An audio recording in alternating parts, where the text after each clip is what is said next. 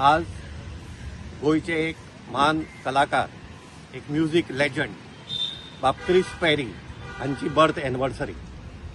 बाब Chris peri हांचो जन्म ह्याच परिसरात म्हणजे मडगावच्या बोर्दा वाठारात जालो आणि ह्या क्रिस पेरी बाबान पयले कलर्ड कोंकणी फिल्म भुयारांतलो मनीस हे तांणी प्रोड्यूस केले।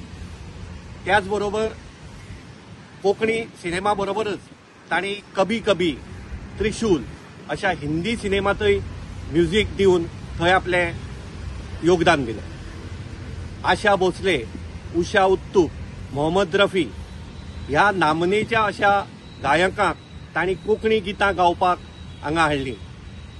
त्याच बरोबर बाय लॉर्ना हांचे बरोबर तांणी कितलीशीच कोंकणी फामाद गितां रचलीं आनी ती अजूनय आमी गायतात। आज ह्या तांच्या बर्थ एनिवर्सरी दिसा हांगा गोंयांत सध्या इंटरनॅशनल फिल्म फेस्टिवल चालू आसा आनी मडगावच्या रवींद्र भवनातय ह्या फिल्म फेस्टिवलाच्यो कार्यावळी आसात।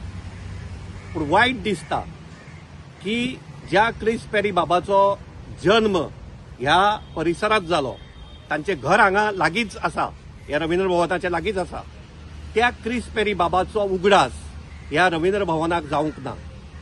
आज तांच्या बर्थ एनिवर्सरी दिसा एक सादी कार्यावळ किंवा तांचो भुयारांतलो मनीस हो सिनेमा तरी आज हांगा दाखोवपाक जातालो, पूण हे ह्या रवींद्र भवनान केलें ना। खूब वायट दिसता।